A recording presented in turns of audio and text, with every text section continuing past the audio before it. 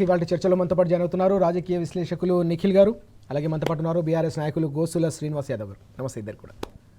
ముందుగా నిఖిల్ గారు, మనం చూస్తా ఉన్నాం జల దోపిడీ ఆపాల్సిందే అంటూ బీఆర్ఎస్ అధినేత తెలంగాణ తొలి ముఖ్యమంత్రి కేసీఆర్ గారు నిన్న పిలుపునిచ్చిన సందర్భం. 20 నెలల నుంచి కాంగ్రెస్ పార్టీ తెలంగాణ రైతుల గొంతుకొస్తోంది.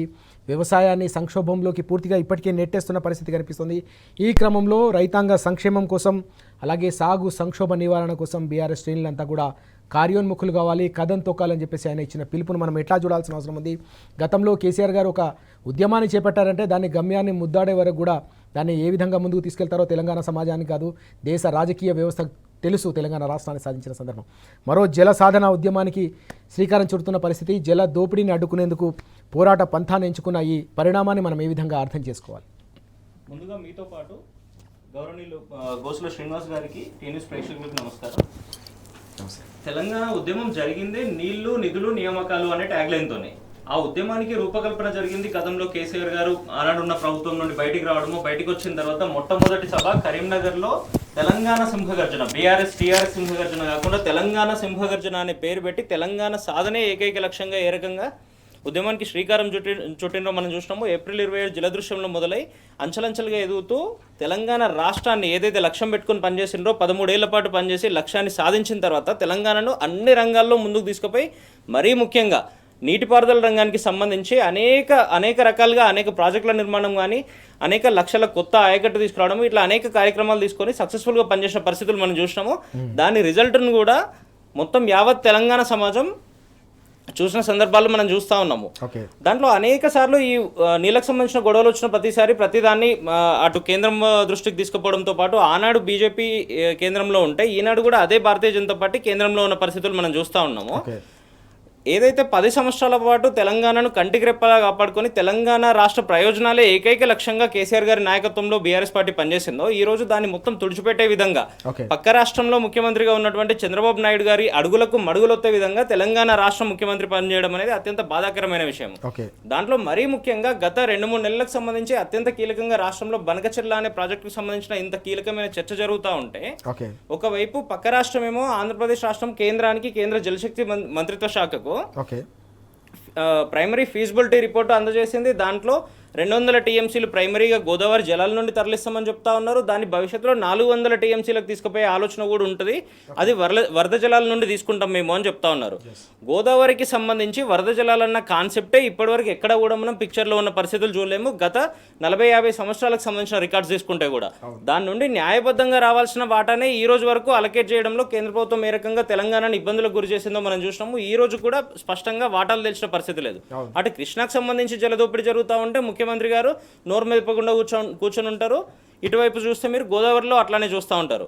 మరీ ముఖ్యంగా బనకచెర్లకు సంబంధించి రాష్ట్ర ప్రధాన ప్రతిపక్ష పార్టీగా మన బీఆర్ఎస్ పార్టీ నుండి హరీష్ రావు గారు, కేటీఆర్ గారు ప్రాపర్గా పవర్ పాయింట్ ప్రజెంటేషన్ ఇచ్చిన తర్వాత కూడా తెలంగాణ రాష్ట్రానికి దానివల్ల ఏ రకంగా అన్యాయం జరుగుతుంది, దీన్ని ఇమ్మీడియట్గా రాష్ట్ర ప్రభుత్వం అడ్డుకోకపోతే ఏం జరుగుతుందని అనేక సార్లు రాష్ట్ర ప్రభుత్వాన్ని హెచ్చరిస్తే, అప్పుడు ఈ కాంగ్రెస్ ప్రభుత్వం, ఈ రేవంత్ రెడ్డి గారి నాయకత్వంలోని కాంగ్రెస్ ప్రభుత్వం మేల్కొని కేంద్రంతో చిన్నగా సంప్రదింపులు జరుపుతున్నట్టుగా పబ్లిక్ డొమైన్లో ఒక చర్చకి దాన్ని డైవర్ట్ చేసే విధంగా మిగతా విషయాలన్నీ చర్చకు తీసుకొచ్చింది.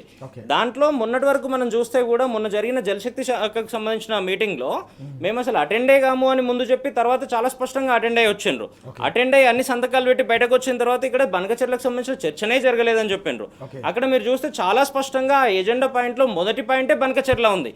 అంటే రాష్ట్ర ముఖ్యమంత్రి ఈ రోజు ఎవరి కోసం పనిచేస్తా ఉన్నాడు, ఏ రాష్ట్ర ప్రయోజనాలు, పక్క రాష్ట్ర ప్రయోజనాలు కాపాడడానికి పనిచేస్తా ఉన్నాడా, తెలంగాణ ప్రయోజనాలను ఫనంగా పెట్టి పక్క రాష్ట్రం కోసం అంత పాకులాడాల్సిన పరిస్థితి ఎందుకు వచ్చింది ఈ రోజు? అంటే గతంలో నై తెలంగాణ అన్న వాళ్ళు ఈ రోజు గద్దెనెక్కి కూర్చున్నారు కాబట్టి ఈ పరిస్థితి వచ్చిందని మనకు చాలా స్పష్టంగా తెలుస్తూ ఉంది.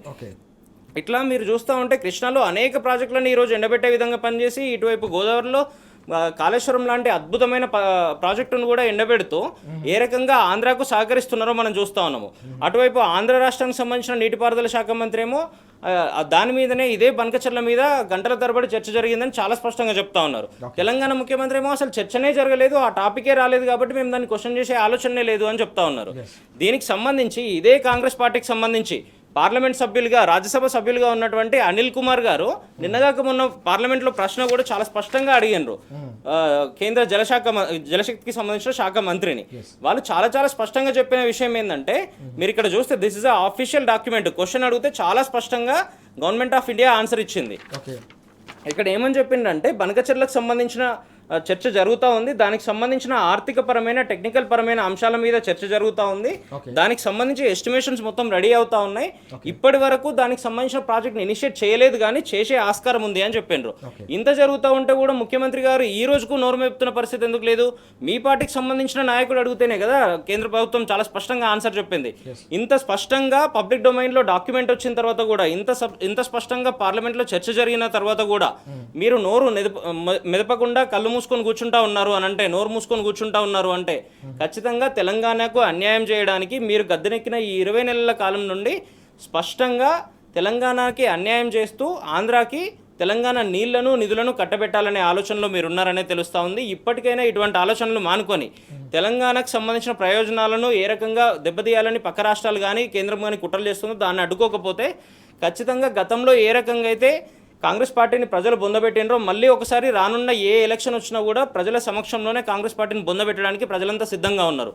తెలంగాణలో యావత్ మేధావుల దగ్గర మొదలు పెడితే సబ్బండ వర్గాలు, విద్యార్థులు కానీ, మిగతా రైతులు కానీ, మిగతా అన్ని వర్గాలు కూడా ఈరోజు రోడ్ల మీదకి వచ్చి ఖచ్చితంగా నిన్న కేసీఆర్ గారు పిలుపునిచ్చినట్టుగా గత 2-3 నెలలకు సంబంధించి బీఆర్ఎస్ పార్టీ ప్రధాన ప్రతిపక్ష పార్టీగా ఏదైతే ఉద్యమం చేస్తుందో దీనికి సంబంధించి దాన్ని మరింత ముందుకు తీసుకుపోయి ఖచ్చితంగా ఈ ప్రాజెక్టు మొత్తం షట్ డౌన్ చేసే వరకు దీనికి సంబంధించిన అనుమతులన్నీ, దానికి సంబంధించి ఎన్విరాన్మెంటల్ క్లియరెన్స్ కానీ ఇంకోటి కానీ ప్రైమరీ లెవెల్లోనే దాన్ని మొత్తం పక్కన పెట్టే విధంగా తెలంగాణ రాష్ట్రం ఈరోజు రాష్ట్ర ప్రభుత్వాన్ని కానీ అటు కేంద్ర ప్రభుత్వాన్ని కానీ ప్రెజర్ చేయాల్సిన అవసరం ఉంది. దీనికి సంబంధించి ఈ ప్రాజెక్టు ముందుకు పోకుండా కాపాడుకొని ముందు తెలంగాణకు సంబంధించిన వాటాలు ఇటు గోదావరిలో కానీ అటు కృష్ణాలో కానీ తేల్చిన తర్వాతనే ఇటువంటి వాటి మీద ఏమన్నా ఉంటే, గతంలో 65% తెలంగాణకు 35% ఆంధ్రాకి ఏదైతే ఉందో దాని మీద ఆలోచన చేసుకోవాల్సిన అవసరం ఉంది. చాలా కీలకమైన అంశం ఇది. జలదోపిడీ ఆపాల్సిందే అంటూ బీఆర్ఎస్ అధినేత తెలంగాణ తొలి ముఖ్యమంత్రి కేసీఆర్ గారు ఇచ్చిన పిలుపు తెలంగాణ యావత్ సమాజాన్ని కూడా కదిలిస్తున్న పరిస్థితి కనిపిస్తూ ఉంది. అన్నదాతలంతా కూడా కథం తొక్కేందుకు సిద్ధమవుతా ఉన్నారు. బీఆర్ఎస్ శ్రేణులు కూడా కార్యోన్ముఖులయ్యేందుకు సిద్ధమవుతున్న సందర్భం చాలా స్పష్టంగా కనిపిస్తుంది. తెలంగాణ రైతాంగానికి సంబంధించిన సాగునీటి హక్కులను శాశ్వతంగా కాలరాసే ప్రయత్నం ఏదైతే జరుగుతుందో దీనిపై తప్పకుండా పోరాడాల్సిందే అని చెప్పేసి బీఆర్ఎస్ అధినేత కేసీఆర్ గారు తీసుకున్న కీలకమైన నిర్ణయం. ఈ నిర్ణయంతోనే తప్పకుండా మనం తెలంగాణకు సంబంధించిన రైతును కాపాడుకోగలుగుతాం. సంక్షోభంలో ఇప్పటికే వ్యవసాయం కూరుకుపోతున్న నేపథ్యంలో వ్యవసాయాన్ని సంక్షోభం నుంచి గట్టెక్కించాలంటే తప్పకుండా ఈ ప్రభుత్వం మెడలు వంచాల్సిన అవసరం ఉంది. అలాగే కేంద్ర ప్రభుత్వం కూడా అనుసరిస్తున్న వైఖరిని కూడా మనం తప్పకుండా ఎండగట్టాల్సిన అవసరం ఉందనే ఆలోచనతోటే బీఆర్ఎస్ పార్టీ మరో పోరాట పంథాకు సిద్ధమవుతున్న సందర్భం కనిపిస్తుంది. బీఆర్ఎస్ అధినేత కేసీఆర్ గారు తీసుకున్న ఈ కీలకమైన నిర్ణయంపై తెలంగాణ వ్యాప్తంగా కూడా హర్షాతిరేకాలు వ్యక్తమవుతున్న సందర్భం. తప్పకుండా బనకచెర్లపై కేసీఆర్ గారి రణగర్జనకు తామంతా కూడా కలిసి వస్తామని తెలంగాణ సమాజం అంతా కూడా ముక్త కంఠంతో నినదిస్తున్న సందర్భం క్షేత్రస్థాయిలో మనకు కనిపిస్తోంది. శ్రీనివాస్ గారు, ఏ నినాదంతో అయితే తెలంగాణ సాధించామో ఆ నినాదం ఈరోజు నీరుగారుతున్న పరిస్థితి స్పష్టంగా కనిపిస్తున్న నేపథ్యంలోనే జలదోపిడీకి వ్యతిరేకంగా మరో సమరశంఖం పూరించాలని చెప్పేసి కేసీఆర్ గారు నినదిస్తున్న సందర్భం కనిపిస్తుంది. బనకచెర్లపై కేసీఆర్ గారి రణగర్జన శీర్షికన మనకు అన్ని పత్రికల్లో కూడా ప్రధానంగా ఈరోజు వార్త కనిపిస్తుంది. కాళేశ్వరం ప్రాజెక్టును పండబెట్టడానికి కూడా ప్రధానంగా తెర వెనుక ఉన్న కుట్ర కూడా ఇదే. బనకచెర్లను ఏ విధంగానైతే దానికి బాటలు వేసే ఒక కుట్రలో భాగంగానే తెలంగాణ రైతుల గొంతు కోసే ఒక కుట్రలో భాగంగానే ఇదంతా జరుగుతుంది. కాబట్టి తెలంగాణ రైతుల ప్రయోజనాల కోసం, తెలంగాణ రాష్ట్ర ప్రయోజనాల కోసం, హక్కుల కోసం మరోసారి పోరాట పంథాకు సమరశంఖానికి పూరించేందుకు సిద్ధమవుతున్న ఈ పరిణామాన్ని మనం ఎట్లా చూడాల్సిన అవసరం కనిపిస్తుంది? ఇది ఎలాంటి ఫలితాలు సాధించే అవకాశం ఉంది మనకి రానున్న రోజుల్లో? ముందుగా మీకు అదేవిధంగా నిఖిల్ గారికి, టీ న్యూస్ ప్రేక్షకులకు శుభోదయం. నాకు ఆ దృశ్యాన్ని ఇంకా గుర్తొస్తుంది. 2001లో జలదృశ్యం నుంచి జలదోపిడీని ఎట్లా ఆపాలని సార్ మాట్లాడిన మాటలు. అంటే నేను అప్పుడు యువకుడిగా ఉన్న జనసభలో ఉండే, మేము బ్యానర్లు కట్టి ఆ రాత్రి అంతా వచ్చి సార్ సభ కోసం చూస్తున్నా. అంటే ఆ రోజు నినాదం, ప్రధానమైన నినాదం ఏంది? మన నీళ్ళని మనం కాపాడుకోవాలి, మన నీళ్ళు మనం సాధించుకోవాలి, మడిమ అడ్డం పెడితే మడి తిప్పాలనే ఒక నినాదంతో తెలంగాణ 15 సంవత్సరాల పోరాటం, 15 సంవత్సరాల తర్వాత తెలంగాణ సాధించుకున్నాం. తెలంగాణ సాధించుకున్న తర్వాత సింపుల్ లాజిక్, పెద్ద రాకెట్ సైన్స్, పొలిటికల్ ఫిలాసఫీ అవసరం లేదు. 2014 కంటే ముందు ఈరోజు తెలంగాణలో ధాన్య ఉత్పత్తి 64 లక్షల మెట్రిక్ టన్నులు. తెలంగాణ సాధించుకున్నాక అధినాయకుడి ఆధ్వర్యంలో నాయకత్వంలో తొలి ముఖ్యమంత్రి కేసీఆర్ గారి నాయకత్వంలో పరిపాలన జరిగిన తర్వాత 3 కోట్ల పైచిలుగా మెట్రిక్ టన్నుల ఉత్పత్తి. ఎట్లా జరిగింది ఇదంతా? వట్టిన జరిగిందా? 50 ఏళ్ళు ఉమ్మడి రాష్ట్రంలో ఉండి ఇప్పుడు చంద్రబాబు నాయుడు దాదాపు ఒక 10 ఏళ్ళు పరిపాలించి ఈరోజు ఏం చేసిండు? స్పష్టంగా నీళ్ళ దోపిడీ చేసిండ్రు. 60 ఏళ్ళు నీళ్ళ దోపిడీ చేస్తేనే కదా మా నీళ్లు మాకు కావాలి, మా భూములు మాకు కావాలి, మా వనరులు మాకు కావాలి, మా ఉద్యోగాలు మాకు కావాలని కొట్లాడింది. ఎవరు కొట్లాడినరు? తెలంగాణ సమాజం కొట్లాడింది. తెలంగాణ పెద్ద కొడుకు కేసీఆర్ కొట్లాడిండు. అదే పెద్ద కొడుకు మళ్ళీ ఈరోజు నువ్వు ఏదైతే కుట్ర చేస్తున్నావో ఆ కుట్రను భగ్నం చేస్తా, ఆ కుట్రను బద్దలు కొడతాను ఈరోజు నినాదం చేయడం జరిగింది కేసీఆర్ గారు స్పష్టంగా. ఎవరి కోసం? తెలంగాణ సమాజం కోసం, తెలంగాణ భూమిని మళ్ళీ తడపడం కోసం. ఎండబెడుతున్న మొన్న ఎండాకాలంలో పంటలు ఎండిపోతే గొర్రెలు మేసినాయి, బర్రెలు మేసినాయి, మనం చూసినాం, కాలబెట్టుకున్న చూసినాం. 15 ఏళ్ల క్రితం చూసినాం, 15 ఏళ్ల తర్వాత మళ్ళీ చూసినాం. సో ఈరోజు స్పష్టంగా తెలంగాణ సమాజం మీద ఒక కుట్ర జరుగుతుంది. ఆ కుట్రను తెలంగాణ సమాజం గుర్తుపట్టింది. స్పష్టంగా గుర్తుపట్టడానికి లేకపోవడానికి ఏం లేదు. దానికి ఈరోజు ఒక నినాదంగా మళ్ళీ కేసీఆర్ గర్జించే పరిస్థితి మళ్ళీ ఏర్పడ్డది. ఈరోజు కేంద్రంలో ఉన్న మోడీ, అదేవిధంగా పక్కన ఉన్న బట్టలను కరెంటు తీగల మీద బట్టలు ఆరేసుకోవాలని బషీర్ కాల్పులు రైతులను కాల్పులు చేసి రైతులను చంపిన చంద్రబాబు నాయుడు, ఆయన గురువు, ఆయన శిష్యుడు ఎవరైతే ఉన్నారో ఈరోజు రేవంత్ రెడ్డి, వీళ్ళు ముగ్గురు కలిసి తెలంగాణ నీళ్లను దోపిడీ చేయాలని ఒక ప్రయత్నం చేస్తున్నారు. ఈ ప్రయత్నం స్పష్టంగా తెలంగాణ సమాజం అర్థం చేసుకుంటుంది. చైతన్యమైన సమాజం తెలంగాణ సమాజం. ఊరికే నువ్వు చెప్తే ఆ రోజు పనికెర మల్లయ్య అన్న మనకు గుర్తుండాలి. పనికెర మల్లయ్య అనేటోడు చంద్రబాబు నాయుడును ప్రశ్నించుడు, నీకెందుకయ్యా నువ్వు నీ పక్కన నువ్వు పోరాదు, మా వ్యవసాయం ఏందో మేము చేసుకుంటాం, నువ్వెందుకు ఇక్కడ తిరుగుతున్నావు, ఆగమాగం తిరుగుతున్నావు అని ఆ రోజు చంద్రబాబు నాయుడు ప్రశ్నించాడు. నేనేమంటున్నంటే ఈరోజు ఉమ్మడి ఆంధ్రప్రదేశ్లో ఏ అన్యాయం జరిగిందో మళ్ళీ తెలంగాణ తెచ్చుకున్నాక కూడా అదే అన్యాయం జరుగుతుంది. దానికి ప్రధానంగా ఈరోజు రేవంత్ రెడ్డి దానికి స్పష్టంగా వంత పలుకుతుందని అర్థమవుతుంది. ఈరోజు నువ్వు మొత్తం చూసుకోండి, మోడీ ఎప్పుడు కూడా తెలంగాణకు వ్యతిరేకే. పక్కన ఉన్న విదర్భకు వచ్చి కూడా మాట్లాడిండు దీని తెలంగాణ వ్యతిరేకాన్ని. బిడ్డను చంపినరు, తల్లిని చంపినరు, బిడ్డను బయటకు తీసినరు అని చెప్పిండు మోడీ. ఎన్నడూ కూడా మోడీ మొత్తం 15 సంవత్సరాల ప్రధానమంత్రిలో ఎన్నడూ కూడా తెలంగాణను కనీసం ప్రేమించిన మాటలే. ఈ దేశంలో పౌరులం మనం, ఈ దేశంలో ట్యాక్స్ పేర్లం, ఈ దేశ నిర్మాణంలో తెలంగాణ సమాజం ఉంది, నెంబర్ 1 సమాజంలో ఉంది. కానీ నువ్వు ఏ రోజు కూడా చంద్రబాబు, ఏ రోజు కూడా మోడీ తెలంగాణ సమాజాన్ని ప్రేమించలే. స్పష్టంగా అది తేటతెల్లమవుతుంది. ఈరోజు బనకచెర్ల పేరుతోని ఈరోజు గోదావరిలో ఉన్న నా భూమిలో నుంచి నీళ్లు పోతున్నా, నా భూమిని నీళ్లు పోతున్న నీళ్లు ఎత్తుకపోవాలని చూస్తున్నావు. ఎత్తుకపోవాలని చూస్తే ఇక్కడ ఊరుకునే సమాజం కాదు ఇది.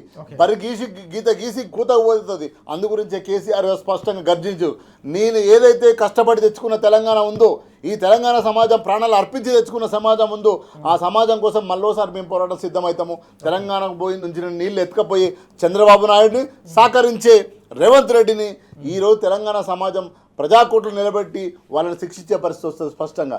ఎందుకంటే ఇంత కష్టపడి మంచి నీళ్లు కాళేశ్వరం కట్టుకొని కాళేశ్వరం ధ్వంసం చేయాలని. ఏమైందండి కాళేశ్వరంకు? 2 పిల్లర్లు కుంగితే, మొత్తం పెద్ద ప్రాజెక్టులలో 2 పిల్లర్లు కుంగితే దానికి 4 బత్తాల ఇసుక వేసి 4 బత్తాల సిమెంట్ వేసి పర్యభాషిన దానికి మీరు ప్రపంచమంతా ప్రాపగండ చేసి ఈరోజు అధికారానికి వచ్చారు. ఈరోజు నువ్వు ఎందుకు 20 నెలలు అవుతుంది, ఏం చేసినవాడా? తట్ట మట్టి ఎత్తినవా? తట్ట మట్టి వేసినవా? ఏం లేదు. పోనీ 20 నెలల్లో నువ్వు ఏ ఒక్క ఎకరానికైనా అదనంగా నీళ్ళు ఇచ్చినావా? ఏ ఒక్క రైతుకైనా ₹1 ఎక్కువ ఇచ్చినావా? ఏడిచ్చినావు? నువ్వు రైతు బంధు ఎగ్గొడితివి, కరెంటు చక్కగా ఇవ్వపోతివి. ఈరోజు పండించిన ధాన్యాన్ని నువ్వు కొనుక్కుంటే రైతులు కళ్ళాలలో చచ్చిపోయారు కదా, మార్కెట్లలో చచ్చిపోయారు కదా, మనం మాట్లాడినాం కదా. నువ్వేం చేసినావు? 20 నెలల్లో ఏం చేసినావు? కాబట్టి ఈరోజు స్పష్టంగా కేసీఆర్ గారు మళ్ళీ గర్జిస్తున్నారు. తెలంగాణ వనరులను కాపాడుకోవడానికి గర్జిస్తున్నారు, తెలంగాణ నీళ్లను కాపాడుకోవడానికి గర్జిస్తున్నారు, తెలంగాణను కాపాడుకోవడానికి గర్జిస్తున్నాడు. ఎందుకంటే మళ్ళీ చంద్రబాబు నాయుడు కుట్ర చేస్తున్నాడు. చంద్రబాబు నాయుడు మోడీకి అవసరం, మోడీకి చంద్రబాబు నాయుడు అవసరం. వీళ్ళిద్దరికి ఇక్కడ ఉన్న ఏదైతే ఆయన శిష్యుడు ఉన్నాడో ఆయన సహకరిస్తున్నాడు. ఎక్కడిది బనకచెర్ల? ఎప్పుడు వచ్చింది బనకచెర్ల? ఎక్కడి నుంచి వచ్చింది బనకచెర్ల? 10 ఏళ్ళల్లో బనకచెర్ల పేరు విన్నామా మనం? కనీసం బనకచెర్ల అన్న పేరు వినడం విన్నామా మనం? ఈ 10 ఏళ్ళల్లో ఇనలేదు. మరి ఎట్లా పుట్టుకొచ్చింది? ఎట్లా పుట్టుకొచ్చింది అంటే బాబు కుట్ర చేస్తున్నాడు. చంద్రబాబు నాయుడు తెలంగాణలో ఉన్న ప్రతి జీవికి వ్యతిరేకమే. ప్రతి జీవిని ధ్వంసం చేయాలని చూసిండు. ఎన్ని ఎన్కౌంటర్లు చూసినాం, ఎన్ని ఎన్ని ఎన్ని హత్యలు చూసినాం, ఎన్ని అరాచకాలు చూసినాం. అందుగురించే కదా తెలంగాణ సమాజం పేగు తెంచుకొని కొట్లాడి కేసీఆర్ గారి నాయకత్వం తెలంగాణ తెచ్చుకున్నది. మళ్ళీ చంద్రబాబు నాయుడు నేను వీడికి వస్తా, బనకచర్ల కట్టుకుంటా, నీ నీళ్ళు ఎత్తుకపోతాడు. ఎవడబ్బా జాగిరు? నీ అబ్బ జాగిరా? నీ అబ్బ జాగిరు కాదనే కదా తరిమి కొట్టింది తెలంగాణ సమాజం. మళ్ళీ నువ్వు ఎట్లా వస్తా అంటున్నావు? కాబట్టి స్పష్టంగా మోడీ అండ్ చంద్రబాబు నాయుడు, రేవంత్ రెడ్డి ముగ్గురు కుట్ర చేయబోతున్నారు, కుట్ర చేస్తున్నారు. ఆ కుట్రలో భాగంగానే బనకచర్ల ఇది తెలంగాణ సమాజం గుర్తించింది. కేసీఆర్ గారి నాయకత్వంలో కర్రు గాల్చి వాత పెడుతుంది రేపు తెలంగాణ సమాజం మిగిలిన ముగ్గురికి కూడా. కాబట్టి ఇప్పటికైనా తస్మాత్ జాగ్రత్త. ఎందుకంటే పోరాట గడ్డ మీద పుట్టిన ప్రాంతం ఇది. సో కాబట్టి నీళ్ళ కోసం కొట్లాడుతున్న ప్రాంతం ఇది.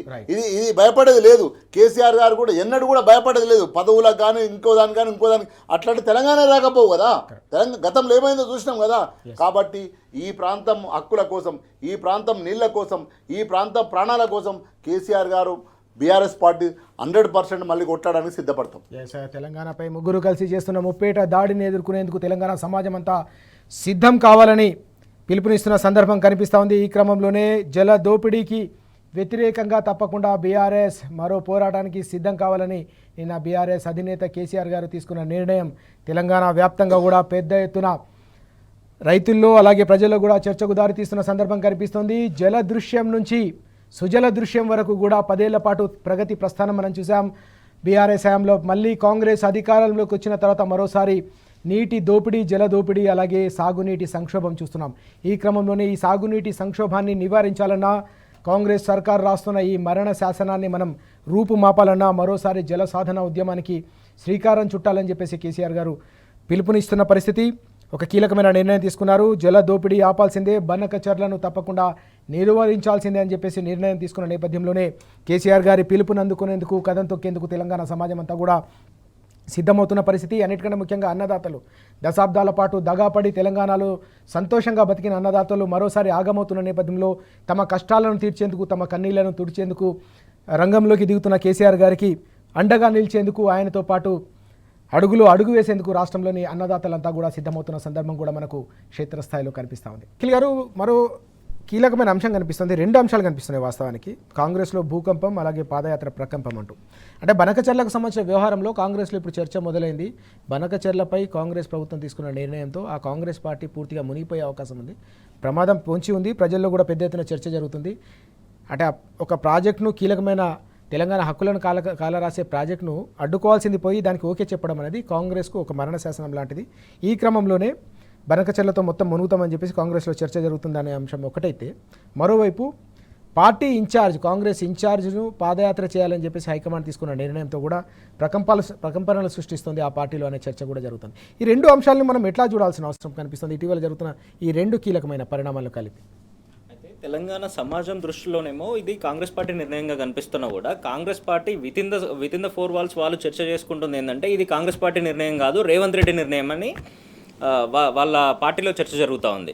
అంటే మా పార్టీకి సంబంధించిన కీలక నాయకులు కానీ, లేదంటే జాతీయ స్థాయిలో ఉన్న వాళ్ళని కానీ ఎవరితో మాట్లాడకుండా, ఎవరితో చర్చించకుండా, ఒకవైపు ఆంధ్రప్రదేశ్లో పార్టీ పూర్తిగా భూస్థాపితం అయిపోయినా కూడా తెలంగాణలో ఇంత కష్టపడి నిలబెట్టినాము, ఏదో సెంటిమెంట్లో రగల్చినాము, ఇన్ని చేసిన తర్వాత ఈరోజు మళ్ళీ పార్టీ పునాదుల్లోకి పోయే విధంగా, పార్టీ మొత్తం భూస్థాపితం తెలంగాణలో కూడా అయ్యే విధంగా రేవంత్ రెడ్డి గారు ఎటువంటి నిర్ణయాలు తీసుకుంటా ఉన్నారో మనం చూస్తూ ఉన్నాము.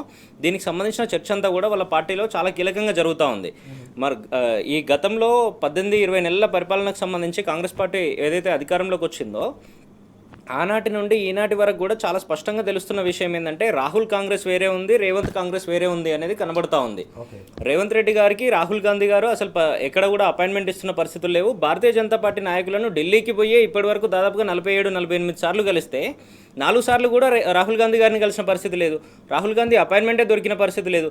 నిన్నగాక మొన్న ఏదో పోయి 5 నిమిషాలు ఫోటోల కోసం అక్కడ కూర్చున్నట్టుగా కనబడుతోంది తప్పితే ఎక్కడ కూడా వాళ్ళ పార్టీలో ఏం జరుగుతుంది, అంతర్గతంగా జరుగుతుంది ఏంది, రాష్ట్రంలో ఉన్న రాజకీయ పరిణామాలు ఏంది, వీటిని ఎట్లా ముందుకు తీసుకుపోవాలి, ఇటువంటి పరిపాలన చేస్తే తెలంగాణ సమాజంతో పాటు వాళ్ళ పార్టీకి కూడా నష్టము, ఇటువంటి చర్చలు ఏవి జరిగినట్టు కనబడతలేదు. ఎందుకు అంటే దానికి సంబంధించి క్లియర్ ఎగ్జాంపుల్ మన కళ్ళ ముందు కనబడతా ఉంది. సీఎం గారు ఎప్పుడైతే రాహుల్ గాంధీ గారిని కలిసి బయటకు వచ్చిండ్రో దాని తర్వాత కొద్ది గంటల్లోనే పార్టీకి సంబంధించిన ఇన్ఛార్జ్ ఏఐసిసి ఇన్ఛార్జ్ మీనాక్షి గారు ఎవరైతే ఉన్నారో తన పాదయాత్ర షెడ్యూల్ బయటకు వచ్చింది. అంటే ఇక్కడ చాలా స్పష్టంగా తెలుస్తున్నది ఏంది, పాదయాత్ర కనుక చేయాల్సి ఉంటే ఒకవైపు పార్టీ చేయాల్సి ఉంటుంది, లేదు ప్రభుత్వ పరంగా చేయాలనుకుంటే ముఖ్యమంత్రి గారు కానీ మంత్రులు కానీ చేసే అవకాశం ఉంటుంది. పార్టీ తరఫున చేయాలంటే పీసీసీ అధ్యక్షులు ఉన్నారు, లేదంటే పార్టీకి సంబంధించిన జిల్లా పార్టీ అధ్యక్షులు ఉంటారు. వీళ్ళందరినీ పక్కన పెట్టి గతంలో 70-80 ఏళ్ల చరిత్ర చూసినా కూడా మనం భారతదేశంలో ఎక్కడ కూడా ఇదే కాంగ్రెస్ పార్టీకి సంబంధించిన నాయకులు ఇన్ఛార్జుల స్థాయిలో ఉన్నోళ్ళు ఎవరు పాదయాత్రలు చేసిన పరిస్థితి మనం చూడలేదు. First time in the history అన్నట్టుగా ఇప్పుడే కొత్తగా స్వయంగా వచ్చిన ఇన్ఛార్జ్ తనకు తెలంగాణ రాష్ట్రంతో ఎక్కడ సంబంధం లేదు, తెలంగాణ రాష్ట్ర మూలాల గురించి తనకు తెలిసిన పరిస్థితి లేదు. తను ఈరోజు తెలంగాణకు సంబంధించి 6-7 ఉమ్మడి జిల్లాల్లో 10-12 నియోజకవర్గాల్లో పాదయాత్ర చేస్తున్నట్టుగా షెడ్యూల్ బయటకు వచ్చింది. ఆ షెడ్యూల్ దాని మీద ఇప్పటి వరకు ప్రభుత్వానికి సంబంధించి మంత్రులు కానీ ముఖ్యమంత్రి గారు కానీ స్పందించిన పరిస్థితి లేదు. అసలు తను పాదయాత్ర చేయాల్సిన పరిస్థితి ఎందుకు వచ్చింది? రాష్ట్రంలో ఇన్ని ఇబ్బందులు జరుగుతూ ఉంటే పార్టీ మొత్తం భూస్థాపితం అయ్యే పరిస్థితులు కనబడతా ఉన్నాయి. వాళ్ళ కేంద్ర పార్టీకి రిపోర్ట్ పోయింది కాబట్టి ఇటువంటి ఆలోచనలు చేస్తూ ఉన్నారు. మనం గతంలో పార్లమెంట్ ఎన్నికల సందర్భంలో కూడా ఒకసారి ఆలోచన చేస్తే 17కు అట్లీస్ట్ 15-16 సీట్లు గెలిపించుకొస్తా అని రేవంత్ రెడ్డి గారు హామీ ఇచ్చిన వార్తలు చాలా స్పష్టంగా వచ్చినాయి. వాళ్ళ పార్టీ హైకమాండ్కి ఇచ్చినట్టుగా ఎలక్షన్లో తీరా 8 సీట్లు రాగానే వాళ్ళ హైకమాండే సిడబ్ల్యూసీ తరపున ఒక ఎంక్వైరీ కమిటీని with in the party enquiry కమిటీని డైరెక్ట్గా వేసి ఆ కమిటీ లిస్టు వాళ్ళందరూ తెలంగాణ రాష్ట్రానికి వచ్చి నిజంగా 8 సీట్లు మాత్రమే రావడానికి కారణాలు ఏంది, రేవంత్ రెడ్డి గారు ఎవరి కోసం పనిచేసిండ్రు, భారతీయ జనతా పార్టీకి మేలు జరిగే విధంగా బీఆర్ఎస్ పార్టీని భూస్థాపితం చేసి ఆ ప్లేస్లోకి భారతీయ జనతా పార్టీని ఎట్లా తేవాలి అనే దాని మీద ఎట్లా పనిచేసిండ్రు అని ఇటువంటి అనేక చర్చలు జరిగినాయి. పార్టీకి కనుక వాళ్ళ హైకమాండ్ కనుక రేవంత్ రెడ్డి గారి మీద నమ్మకం ఉంటే స్వయంగా తన మీదనే పార్టీలో ఎంక్వైరీ కమిటీ వేయాల్సిన అవసరం ఎందుకు వస్తుంది? ఈ రోజు ఈ ఇన్ఛార్జ్ను పెట్టి పాదయాత్రలు చేయించాల్సిన అవసరం ఏమొస్తుంది? నిజంగా వాళ్ళు పాదయాత్ర చేయాలంటే ఎక్కడ చేయాలి? లగచర్లకు సంబంధించి ఎక్కడైతే ఇబ్బందులు జరిగినాయో ఇదే రేవంత్ రెడ్డి గారు నిజంగా ప్రజల్ని ఊచకోత కోసిండ్రో అక్కడ చేయాల్సిన అవసరం ఉంటుంది. రైతులు ఏ రకంగా ఆత్మహత్యలు చేసుకుంటారో వాళ్ళ దగ్గరికి పోవాల్సిన అవసరం ఉంటుంది. మూసీకి సంబంధించి హైడ్రా బాధితులు ఎక్కడైతే ఇబ్బందులు పడతా ఉన్నారో అక్కడికి పోవాల్సిన అవసరం ఉంటుంది. ఇవన్నీ పక్కన పెట్టి వాళ్ళ పార్టీ ఎమ్మెల్యేలు ఎక్కడ ఉన్నారో అక్కడ మాత్రమే 7-8 నియోజకవర్గాల్లో పాదయాత్ర చేస్తారు అన్న షెడ్యూల్ వస్తూ ఉంది. రాష్ట్రంలో ఒకవైపు పరిపాలన పూర్తిగా స్తంభించిపోయి లా అండ్ ఆర్డర్ మొత్తం పక్కకు పోయింది. మరొక వైపు దీన్ని మొత్తం డైవర్ట్ చేయడానికి బీసీలకు సంబంధించిన రిజర్వేషన్లను ఇంకో టాపికో లేదంటే కేటీఆర్ గారిని పర్సనల్గా టార్గెట్ చేసే విషయాల్లో తన ప్రతిష్ట దిగజారే విధంగా లేనిపోని విషయాలు చర్చకు తీసుకురావడము ఇట్లాంటివి చేస్తూ ఎంతసేపు వాళ్ళ మీద ఉన్న వ్యతిరేకత ఏదైతుందో దాన్ని కప్పిపుచ్చే విధంగా వీళ్ళు ఆలోచనలు చేస్తున్నట్టుగా కనబడతా ఉంది తప్పితే పార్టీకి కాంగ్రెస్ పార్టీకి ఇచ్చిన బాధ్యతను నెరవేర్చాలి, లేదంటే ముందుకు తీసుకుపోవాలి. తెలంగాణ రాష్ట్రాన్ని గతంలో కేసీఆర్ గారి నాయకత్వంలో ఏ రకంగా అయితే పనిచేసిండ్రో దాన్ని మరింత ముందుకు తీసుకుపోయే విధంగా పనిచేద్దాము, పేరు తెచ్చుకుందామన్న ఆలోచన ఎక్కడా లేదు. రానున్న 15-20 సంవత్సరాల వరకు కూడా ఎక్కడ మళ్ళీ అధికారం వచ్చే పరిస్థితి లేదు. కాబట్టి నీళ్లు పక్క రాష్ట్రాలకు ఎట్లా ఇచ్చే విధంగా పనిచేయాలి, నిధులు ఎట్లా దోపిడీ చేయాలి, రాష్ట్రంలో రియల్ ఎస్టేట్లు కానీ ఇట్లాంటివి కానీ చేసి వాళ్ళు భూములు ఎట్లా లాక్కోవాలి, వాళ్ళ అనుయాయులకు కంపెనీలకు పేర్లు చెప్పి ఏ రకంగా భూములు కట్టబెట్టాలి, దానికోసం ప్రజలను ఇబ్బందులు పెట్టాలి, ఇచ్చిన 6 గ్యారెంటీలను ఎట్లా మర్చిపోవాలి, దీని మీద మాత్రమే వాళ్ళు ఆలోచన చేస్తున్నట్టుగా కనబడతా ఉంది. ఎక్కడ రాష్ట్రం కోసం కానీ రాష్ట్ర ప్రయోజనాల కోసం కానీ పనిచేసిన పరిస్థితి లేదు. గతంలో మీరు గత 10 ఏళ్లకు సంబంధించి చూస్తే కేసీఆర్ గారి నాయకత్వంలో రాష్ట్రానికి సంబంధించిన అప్లిఫ్ట్మెంట్ తప్ప వేరే ఎజెండానే లేని పరిస్థితులు మనం చూసినాము. కేవలం పొద్దున్న నుండి రాత్రి వరకు ప్రతినిత్యం 24 గంటలు కూడా రాష్ట్రాన్ని ఎట్లా అప్లిఫ్ట్ చేయాలి, రాష్ట్రాన్ని ముందుకు ఎట్లా తీసుకుపోవాలి, రాష్ట్రంలో పెట్టుబడులు ఎట్లా ఆకర్షించాలి, రాష్ట్రంలో ఉన్న పిల్లలకు ఉద్యోగాలు ఎట్లా రావాలి, రాష్ట్రంలో ఉన్న రైతులు ఏ రకంగా సంతోషంగా ఉండాలి, రాష్ట్రంలో సంక్షేమంతో పాటు ప్యారలల్గా అభివృద్ధితో ముందుకు ఎట్లా పోవాలి, లా అండ్ ఆర్డర్ కంట్రోల్లో ఎట్లా ఉండాలి, బెస్ట్ పోలీసింగ్. మీరు ఒకసారి గమనిస్తే ఈ 20 నెలలకు సంబంధించి అనేక మంది రైతులు దాదాపు 500-600 మంది రైతులు ఆత్మహత్యలు చేసుకున్నారు. అనేక హత్యలు జరిగినాయి రాష్ట్రంలో. దాదాపుగా 600-700 మంది పిల్లలు ఈరోజు గురుకులకు సంబంధించి వీళ్ళందరూ కూడా ఆసుపత్రుల పాలైన పరిస్థితులు చూసినాం మనము. ఇన్ని జరుగుతూ ఉంటే కూడా ఒక్కదాని మీద కంట్రోల్ లేకుండా అడ్మినిస్ట్రేషన్ మొత్తం గాలికి వదిలేసి కేవలం రాజకీయాలు మాత్రమే వీళ్ళు చేస్తూ ఉన్నారు. ఇన్ని చేసి పోనీ రాష్ట్రానికి లాభం అయ్యే విధంగా ఏమన్నా ఉందా అంటే పూర్తిగా రాష్ట్ర ప్రయోజనాలను దెబ్బతీసే విధంగా మాత్రమే వీళ్ళ ఆలోచనలు నడుస్తూ ఉన్నాయి. గతంలో రేవంత్ రెడ్డి గారిని మార్చే ఆలోచనలు కూడా ఈ పాదయాత్ర కానీ లేదంటే గతంలో వేసిన కమిషన్ కానీ వాళ్ళ పార్టీలో వేసిన కమిటీ కానీ ఇవన్నీ చూస్తే తెలుస్తూ ఉంది. తన ఫెయిల్యూర్ చాలా స్పష్టంగా కనబడుతూ ఆ ఫెయిల్యూర్ అనేది వాళ్ళ కాంగ్రెస్ పార్టీని ఇబ్బంది పెట్టే విధంగానే ఉంది. కాబట్టి ఇటువంటి పాదయాత్ర కానీ ఇంకోటి చేసి దాని నుండి రిపోర్ట్ తెప్పించుకొని మరి గతంలో అనేక సార్లు వార్తలు వస్తూ ఉన్నాయి. వాళ్ళ పార్టీ నాయకులు కూడా కొంతమంది లీకులు ఇస్తూ ఉన్నారు. భవిష్యత్తులో వేరే ఇష్యూస్ జరిగే ఆలోచనలు కనబడతా ఉన్నాయి, మనకు మంచి రోజులు వచ్చే ఆలోచనలు కనబడతా ఉన్నాయని రాజగోపాల్ రెడ్డి గారు లాంటి వాళ్ళు చాలా స్పష్టంగా చెప్తా ఉన్నారు. అంటే వీటన్నింటినీ దృష్టిలో పెట్టుకొని రేవంత్ రెడ్డి గారిని అతి త్వరలో మరి చేంజ్ చేసే పరిస్థితులు ఏమైనా ఉన్నాయా, పార్టీని ఆల్రెడీ ఒక రాష్ట్రంలో నష్టపోయింది కాబట్టి మళ్ళీ తెలంగాణలో నష్టపోకుండా ఏం చేయాలని నష్ట నివారణ చర్యల్లో భాగంగానే ఈ పాదయాత్ర కానీ ఇంకోటి కానీ చేస్తున్నట్టుగా కనబడుతూ ఉంది. వీళ్ళు ఇవన్నీ వాళ్ళ పార్టీకి సంబంధించిన రాజకీయాలన్నీ పక్కన పెట్టుకొని ముందు రాష్ట్ర ప్రయోజనాలు కాపాడే విధంగా వీళ్ళందరూ ఆలోచన చేయాల్సిన అవసరం ఉంది. మొత్తానికి రాష్ట్ర ప్రయోజనాలు పూర్తిగా ఫలంగా పెడుతున్న నేపథ్యం అయితే మనకు కనిపిస్తోంది. శ్రీనివాస్ గారు, ఇక్కడ అన్నిటికంటే ముఖ్యంగా ఈ బనకచెర్లకు సంబంధించిన వ్యవహారం కాంగ్రెస్లో కూడా పూర్తిగా కుదిపేస్తున్న అంశం ఒకటి అయితే, మరోవైపు ఇన్ఛార్జ్ పాదయాత్రకు సిద్ధం కావడం, హైకమాండ్ దానికి గ్రీన్ సిగ్నల్ ఇవ్వడాన్ని ఎట్లా చూడాల్సిన అవసరం కనిపిస్తుంది? ఈ పరిణామాలు ఎట్లా అర్థం చేసుకోవాల్సిన అవసరం ఉంది? దీనికి కారణాలు ఏమిటి అంటే ఏం చెప్తారు? స్పష్టంగా ఈరోజు రేవంత్ రెడ్డి అనే వ్యక్తి కాంగ్రెస్ నుంచి ముఖ్యమంత్రి అయింది కానీ బట్ ఆయన డిఎన్ఏ కాంగ్రెస్ కాదు అనేది ఓపెన్ సీక్రెట్. రెండోది, ఆయన అధిష్టానము రాహుల్ గాంధీ అనుకుంటున్నాం మనం, అది రాహుల్ గాంధీ కాదు, ఆయన అధిష్టానం అనేది ఆయనకు కూడా తెలుసు, రాహుల్ గాంధీ కూడా తెలుసు. ఎందుకంటే ఆయన అధిష్టానం ఎవరంటే చంద్రబాబు నాయుడు, మోడీ. స్పష్టంగా అది తెలిసిన తర్వాతనే రాహుల్ గాంధీ ఆయన దూరం పెట్టడం ప్రయత్నం చేసిండు. ఇప్పటి వరకు 10 నెలల నుంచి ఇప్పటి వరకు అసలు కలవట్లేదు. మొన్న ఏదో ఆ మీటింగ్లో పక్కకు కూర్చున్నాడు తప్ప అదర్వైజు రాహుల్ గాంధీ జగ్గారెడ్డి లాంటి వాళ్ళకి అపాయింట్మెంట్ ఇచ్చి మాట్లాడుతున్నాడు తప్ప ముఖ్యమంత్రికి ఈరోజు ఈ రాష్ట్ర ముఖ్యమంత్రి రేవంత్ రెడ్డికి అపాయింట్మెంట్ ఇవ్వట్లేదు. అంటే అర్థమైంది, ఇక్కడ పెద్ద రాకెట్ సైన్స్ ఏం లేదు స్పష్టంగా. సో నీ అధిష్టానం నేను కాదురా నాయన, నువ్వు నా ఆధ్వర్యంలో పనిచేస్తలేవు, స్పష్టంగా నువ్వు చంద్రబాబు నాయుడు డైరెక్షన్లో, మోడీ డైరెక్షన్లో పనిచేస్తాను అనేది ఆయన ఇంటెలిజెన్స్, ఆయన రిపోర్ట్, వాళ్ళ పార్టీల ఇంటెలిజెన్స్.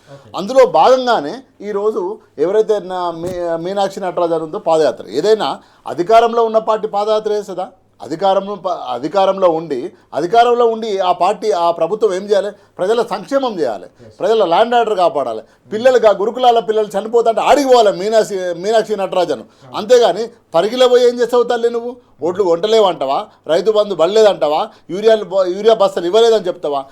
నీకు అధికారం ఇచ్చింది ప్రజలకు మంచిగా సేవ చేయమని, ప్రజల కష్టాలు తీర్చమని, ప్రజలకు మంచి పథకాలు పెట్టమని. అంతేగాని ఈరోజు మీనాక్షి నటరాజన్కు తెలంగాణకు ఏం సంబంధం?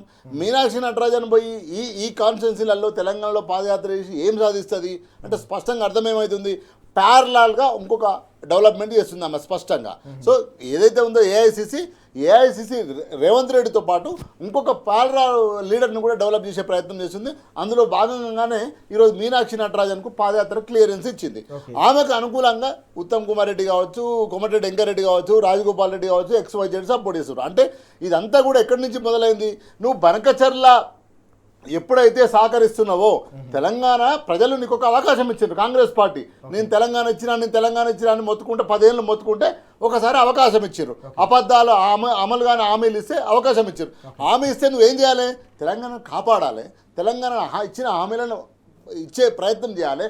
అది చేయకుండా నువ్వు ఎవడైతే శత్రువు ఉన్నాడో, నీ ఐడియాలజికల్ శత్రువు బీజేపీ, నీకు శత్రువు అయిన బీజేపీ టీడీపీతోనూ ఈరోజు నువ్వు కన్సర్న్ అయి పనిచేస్తున్నావు. అది తెలిసే కదా. అంటే బనకచెర్లకు అధిష్టానం సపోర్ట్ లేదు, కాంగ్రెస్లో ఉన్న కొంతమంది నాయకుల సపోర్ట్ లేదు. కానీ నీ గురువు కోసం, నీ మోడీ కోసం బనకచెర్లను నువ్వు ఇస్తున్నావు, పర్మిషన్ ఇస్తున్నావు, సహకరిస్తున్నావు, అన్ని యాక్సెప్ట్ చేస్తున్నావు అనేది అర్థమవుతుంది కదా. ఈడ 500 ఇయ్యి, ఆడో 1000, ఇక మిగతాదంతా నువ్వు నూక్కపో, మాకేం నష్టం లేదు, మాకు కావాల్సిన ఈడ 1000 ఆడ 500 సార్ నువ్వెవరు చెప్పడానికి అంటున్నా.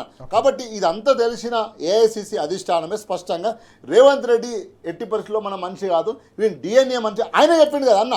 ఇంత రాకెట్ సైన్స్ ఎందుకు? మొన్న రాహుల్ గాంధీ ముంగట స్పష్టంగా, ఖర్గే ముంగట అందరు నన్ను అడుగుతుండ్రు, అందరు అడుగుతుండ్రు, నువ్వు కాంగ్రెస్ కాకుండా కాంగ్రెస్ ముఖ్యమంత్రి అయినావు కదా అంటే, అవును నేను కాంగ్రెస్ కాకుండా కాంగ్రెస్ ముఖ్యమంత్రి అయినా కానీ నా ఆత్మ కాంగ్రెస్. ఎవడన్నా ఆత్మ కాంగ్రెసా?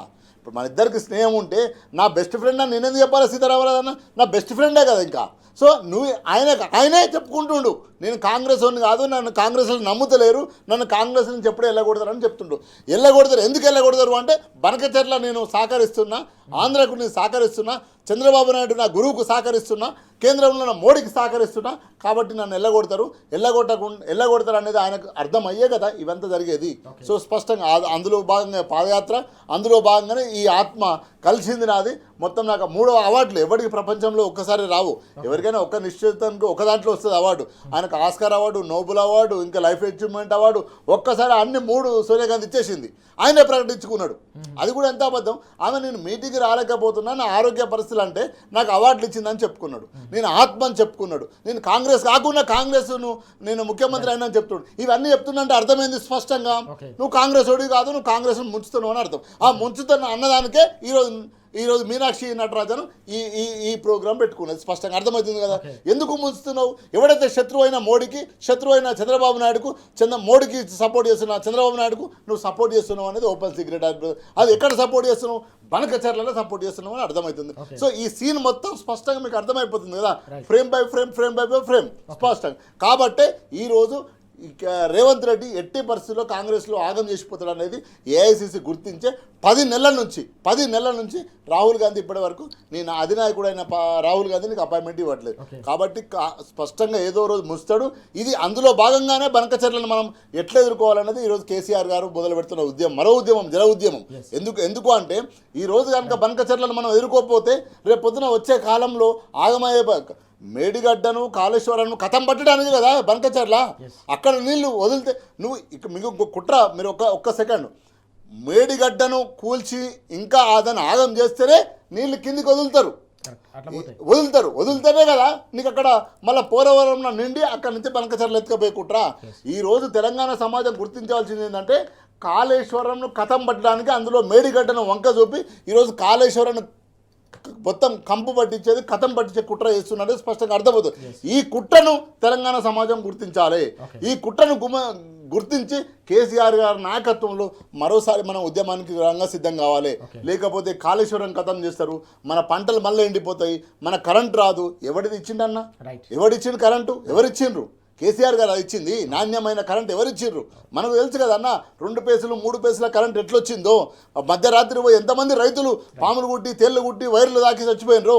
సో కాబట్టి కాళేశ్వరం ఉంటేనే రేపు కాంగ్రెస్ రేపు తెలంగాణ భవిష్యత్తు తప్ప కాళేశ్వరం కథం పట్టే కుట్రనే కాంగ్రెస్ చేస్తున్నది. ఇది తెలంగాణ సమాజం గుర్తించి బుద్ధిజీవులు, మేధావులు మొత్తం కూడా మాట్లాడాల్సిన అవసరం. నీళ్ల మీద మనం నిలబడి కొట్లాడకపోతే కేసీఆర్ గారి నాయకత్వంలో మరోసారి నీళ్ళ దోపిడీ చేస్తున్నట్టు చంద్రబాబు నాయుడు. రైట్, మనం చూస్తా ఉన్నాం కాళేశ్వరం ప్రాజెక్టును బలిపెట్టిందే బనకచర్ల కోసం అనే అంశం చాలా స్పష్టంగా కనిపిస్తూ ఉంది. ఈ క్రమంలోనే మరో జల దోపిడీకి వ్యతిరేకంగా ఉద్యమానికి బీఆర్ఎస్ పార్టీ శ్రీకారం చుడుతున్న ఈ తరుణంలోనే కాంగ్రెస్ పార్టీలో కూడా బనకచర్లకు సంబంధించిన వ్యవహారం కుదిపేస్తున్నట్టుగా అంతర్గతంగా ఇది మొత్తం కాంగ్రెస్ పార్టీని కూడా ముంచబోతుందని సీనియర్ కాంగ్రెస్ ముందు నుంచి కూడా కాంగ్రెస్ పార్టీలో ఉన్న నేతల్లో కూడా అంతర్మదనం కావచ్చు, ఆందోళన వ్యక్తమవుతుందనే అంశం కాంగ్రెస్లో భూకంపం సృష్టిస్తుంది అనే అంశం కూడా మనకు కనిపిస్తుంది. మరోవైపు పార్టీ ఇన్ఛార్జ్ పాదయాత్ర కూడా ప్రకంపనలు సృష్టిస్తుందనే అంశం కూడా మనకు కనిపిస్తోంది.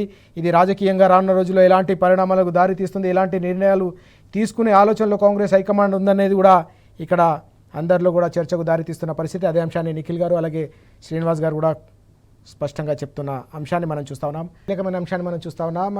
శ్రీనివాస్ గారు, ఇక్కడ 8వ తేదీన బీసీ శంఖారావాన్ని నిర్వహించాలని చెప్పేసి బీఆర్ఎస్ పార్టీ ఒక కీలకమైన నిర్ణయం తీసుకుంది. 42% కోటా కోసం బీఆర్ఎస్ మరో ఉద్యమాన్ని శ్రీకారం చుట్టాలి. అది కూడా కరీంనగర్ వేదికగా, కరీంనగర్ ఎస్ఆర్ఆర్ కళాశాల మైదానంలో మనం తెలంగాణ సింహగర్జన చూసిన బీఆర్ఎస్ పార్టీకి సంబంధించిన తొలి బహిరంగ సభ తెలంగాణను ఏ విధంగా మలుపు తిప్పింది, తెలంగాణ ఉద్యమాన్ని మలుపు తిప్పి తెలంగాణ రాష్ట్రాన్ని కళను మనం కేసీఆర్ గారి సారథ్యంలో ఎట్లా సాధించామో మనం చూసాం. ఈ క్రమంలోనే బీసీ శంఖారావం నిర్వహించాలి. కాంగ్రెస్ అలాగే బీజేపీ 2 ఢిల్లీ పార్టీలు ఏ విధంగా బీసీలను మోసం చేస్తున్నాయో వాటిని ఎండగట్టాలి, వాటి మెడలు వంచాలనే ఒక ఆలోచనతో బీఆర్ఎస్ పార్టీ తీసుకున్న ఈ నిర్ణయాన్ని ఎట్లా చూడాల్సిన అవసరం ఉంది? స్పష్టంగా ఈ దేశంలో 2 జాతీయ పార్టీలే బీసీల ద్రోహులు, సింపుల్గా. ఎందుకంటే కేంద్రాన్ని పరిపాలించింది, దేశాన్ని పరిపాలించిన అత్యధికమైన పార్టీ కాంగ్రెస్ పార్టీ, తర్వాత బీజేపీ పార్టీ. ఒకటి. రెండోది, ఈ దేశంలో అది ఏ రాష్ట్రంలోనే ప్రాంతీయ పార్టీలతో మాత్రమే బీసీలకు, ఎస్సీలకు, మైనార్టీలకు న్యాయం జరుగుతుంది. ప్రాంతీయ పార్టీలతో తప్ప జాతీయ పార్టీలతో ఎక్కడ కూడా బీసీలకు న్యాయం జరగదు అనేది స్పష్టంగా మనకు అర్థమవుతుంది. ఎందుకు అంటే ఈరోజు దేశాన్ని ఎక్కువ రోజులు పరిపాలించిన కాంగ్రెస్ పార్టీ 1932లో స్పష్టంగా బ్రిటిష్ గవర్నమెంట్ ఏదైతే ఉందో బ్రిటిష్ గవర్నమెంట్ జనగణన చేసింది. కానీ ఈరోజు నెహ్రూ వచ్చిన తర్వాతనే కుల జనగణన ఆపేసిండు. జనగణనతో పాటు కుల జనగణన కూడా బ్రిటిష్ ప్రభుత్వం చేసింది. కానీ కాంగ్రెస్ ఏదైతే ఫస్ట్ ఫామ్ అయిన తర్వాత నెహ్రూ ప్రధానమంత్రి అయిన తర్వాత మొత్తం ఆపేయడం జరిగింది స్పష్టంగా. అంటే ఈరోజు ఈ దేశంలో కులగణన ఇన్నిసార్లు జరిగినప్పుడు నువ్వు ఈ కులగణన ఎందుకు చేయలేదు అంటే స్పష్టంగా బీసీల మీద ఎలాంటి ప్రేమ లేదు కనుకనే చేయలేదనేది స్పష్టంగా అర్థం చేసుకోవాలి. అదేవిధంగా ఈరోజు రాహుల్ గాంధీ అంటుండే నేను తప్పు చేసిన అంటుండే. నువ్వు తప్పు చేయలేదు నాయన, తప్పు కాదు, మోసం చేసినావు. మొత్తం భారతదేశంలో ఉన్న బీసీ సమాజాన్ని మొత్తం మోసం చేసినావు, బహుజన సమాజాన్ని. ఎందుకు అంటున్నంటే ఈరోజు అనిమల్ సెన్సస్ జరుగుతుందన్న, అనిమల్ సెన్సస్లో అడవిలో పులులెన్ని ఉన్నాయి, కుక్కలెన్ని ఉన్నాయి, ఊళ్ళో కుక్కలెన్ని ఉన్నాయి, నక్కలెన్ని ఉన్నాయి, పాములెన్ని ఉన్నాయి, పక్షులెన్ని ఉన్నాయని తెలుస్తుంది. మరి ఈ దేశంలో, ఈ దేశ ఉత్పత్తిలో, ఈ దేశ నిర్మాణంలో ఉన్న బీసీల లెక్కలు ఎందుకు చేయలేదు? బ్రిటిష్ గవర్నమెంట్ చేసింది కదా. బ్రిటిష్ గవర్నమెంట్ చేసిన తర్వాత నువ్వు వచ్చిన తర్వాత కాంగ్రెస్ పార్టీ ఎందుకు చేయలేదు అంటే స్పష్టంగా ఈ దేశంలో కాంగ్రెస్ ద్రోహం అనేది స్పష్టంగా అర్థమవుతుంది. రెండో విషయం, ఈరోజు బీసీ ఓట్ల కోసము కామారెడ్డి డిక్లరేషన్ చేసింది. ఏమని చేసినావు కామారెడ్డి డిక్లరేషను? నేను 42% రిజర్వేషన్ ఇస్తా అని చేసినావు. ఎట్లా ఇస్తావు నువ్వు? ఏ విధంగా ఇస్తావు? కాబట్టి ఇది జనగణన ఎవరు చేయాలి? కేంద్ర ప్రభుత్వం చేయాలి. కేంద్ర ప్రభుత్వం చేయాల్సిన జనగణను రాష్ట్ర ప్రభుత్వం ఎట్లా చేసి నిలబడుతుంది? రాష్ట్ర ప్రభుత్వాలు గతంలో నీ కాంగ్రెస్ ఉన్న కర్ణాటకలో చేసింది కదా, సో లాభం లేదు. అదేవిధంగా బీహార్లో చేసింది, బీహార్లో టేబుల్ చేసింది, వీళ్ళు టేబుల్ కూడా చేయలేదు, సో చేసింది లాభం లేదు. అంటే స్పష్టంగా జనగణనను కుల జనగణను కేంద్ర ప్రభుత్వమే చేయాలి. కేంద్ర ప్రభుత్వం చేయాల్సిందే, రాష్ట్ర ప్రభుత్వం చేసుకోవడానికి అవకాశం లేదు అనేది స్పష్టంగా రాజ్యాంగం చెప్తుంది, సుప్రీంకోర్టు చెప్తుంది. ఇదంతా క్లియర్. ఇదంతా ఉన్నాక కూడా ఎందుకు చేస్తున్నాం మోసం అంటే బీసీలను మోసం చేయడానికి.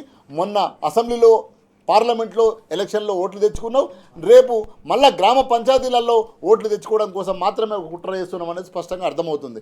సో ఈ విషయంలో బీజేపీ పార్టీ కూడా ఇప్పుడు నేనేమంటున్నా, ఈడబ్ల్యూసీ ఇచ్చిరన్న 10%. ఈడబ్ల్యూసీ ఎవరిని అడిగి ఇచ్చినావు నువ్వు 10%? అది క్యాప్ దాటిపోయింది కదా, 50% దాటిపోయినాకనే ఇచ్చినావు కదా, మరి అది ఎవరిని అడిగి ఇచ్చినావు అంటే బీజేపీకి ప్రేమ ఉన్నది కాబట్టి ఈడబ్ల్యూసీ మీద, అప్పర్ క్యాస్ట్ల మీద వాళ్ళకు రిజర్వేషన్ ఇచ్చినావు. నేనేమంటున్నా, ఈరోజు ఇద్దరే కదా అపోజిషన్ లీడర్ ఎవరు? ఇప్పుడు కాంగ్రెస్ ధర్నాలు చేస్తా అంటుంది. ఎందుకు చేయాలి ధర్నాలు? ఎవరి కోసం చేయాలి ధర్నాలు? ఎందుకు చేయాలి ధర్నాలు అంటున్నా? ధర్నాలు ఎవరు చేయాలి? ప్రతిపక్ష పార్టీలు ప్రజల పోరాటాలు చేయాలి.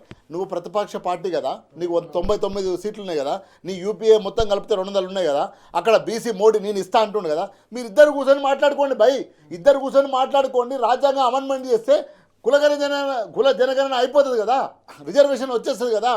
మీరిద్దరు కూర్చొని మాట్లాడకుండా ఈ డ్రామాలు ఎందుకు చేస్తున్నారు? జంతర్ మంతర్ దగ్గర చేసేది ఒక డ్రామా, కాంగ్రెస్ ఒక డ్రామా చేస్తుంది. ఆ డ్రామా అవసరం లేదు.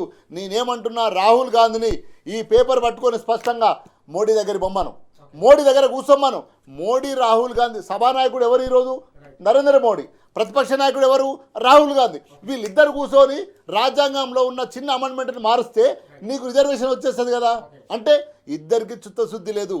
ఇంకొక మాట ఏంటంటే బీజేపీ ఎంత కపట ప్రేమ, ఎంత కుట్ర. ఇక్కడ 8 మంది ఎమ్మెల్యేలు ఏమో సపోర్ట్ చేసిండ్రు, ఎమ్మెల్యేలు, అక్కడ 8 మంది ఎంపీఓ నోరు మదపకుండా కూర్చుంటారు. ఏంది కుట్ర? ఇది తెలంగాణ సమాజం అర్థం చేసుకోవాలి, బీసీ సమాజం అర్థం చేసుకోవాలి. కాబట్టి ప్రాంతీయ పార్టీలతోనే మాత్రమే బీసీలకు న్యాయం జరుగుతుంది.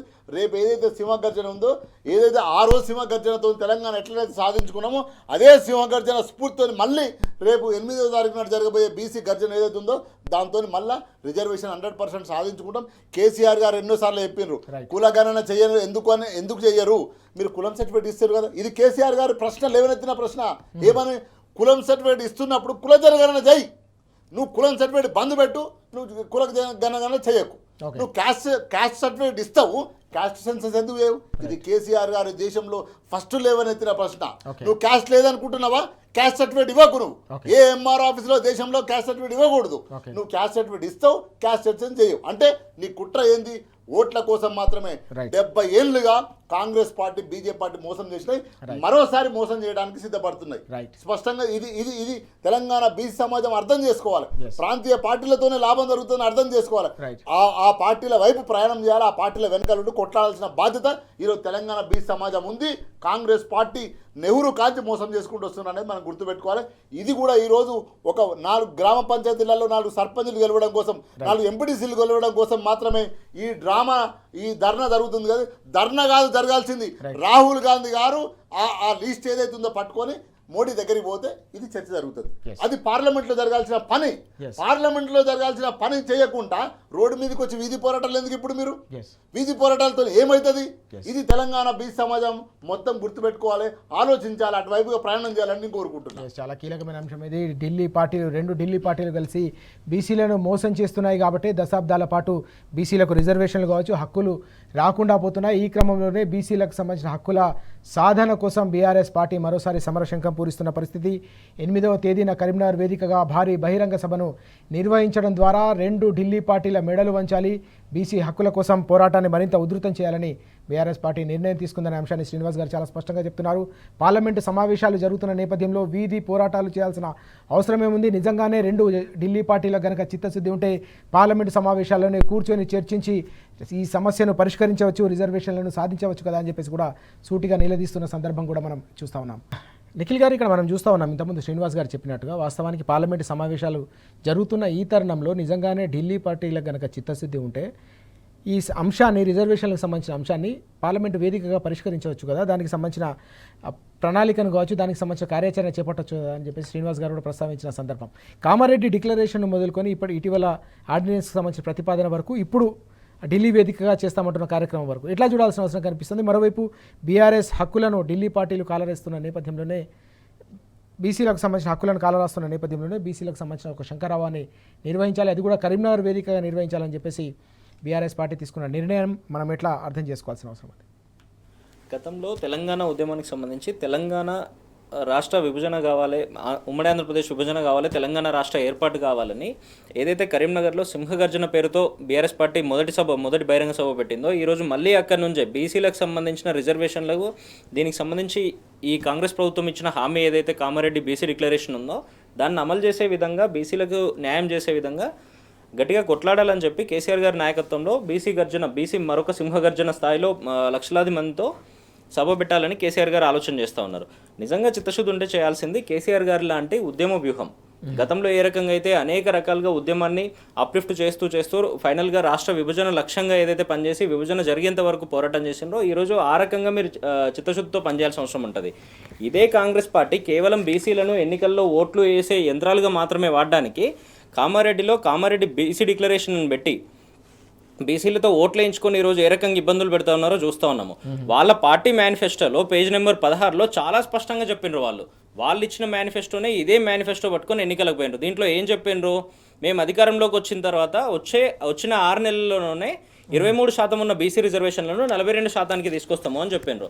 6 నెలలు అయిపోయింది, 600 రోజులు కూడా అయిపోయింది. ఈరోజు ఇప్పటికీ కూడా దీని మీద కేవలం రాజకీయ పరమైన ఆలోచనలు మాత్రమే చేస్తూ ఉన్నారు తప్పితే నిజంగా చిత్తశుద్ధితో పనిచేస్తున్న పరిస్థితి లేదు. ఇదే బీసీ డిక్లరేషన్లో వీళ్ళు చాలా స్పష్టంగా చెప్పిన విషయం ఏంది? ఈ రిజర్వేషన్లను పెంచడం ద్వారా స్థానిక సంస్థల్లో దాదాపుగా 24,000 మందిని స్థానిక సంస్థల్లో ప్రజాప్రతినిధులుగా తయారు చేసే అవకాశం ఉంటుంది, వాళ్ళందరికీ రాజకీయంగా అవకాశం కల్పిస్తా నేను అని చెప్పిండ్రు. మరి ఈరోజు వాళ్ళందరినీ మీరు మోసం చేస్తున్న పరిస్థితులు చాలా స్పష్టంగా ఈ రాజకీయానికి సంబంధించిన ఈ డ్రామాలన్నీ చూస్తూ ఉంటే మనకు కనబడతా ఉంది. వీళ్ళే మరొకసారి చాలా స్పష్టంగా చెప్పిన విషయం ఏంటంటే, బీసీలకు సంబంధించి బీసీ సప్లైని ఏర్పాటు చేస్తాము, దాంట్లో ప్రతి సంవత్సరం బడ్జెట్లో 20,000 కోట్లు కేవలం బీసీ సంక్షేమం కోసం ఇస్తాము అని చెప్పిండ్రు. ఇప్పటికీ 2 బడ్జెట్లు పెట్టిండ్రు. మీరు 2 బడ్జెట్లలో ఎందుకు ఈ 20,000 కోట్లు ఇవ్వలేకపోయినరు? కనీసం సగం కూడా ఇవ్వలేకపోయినరు.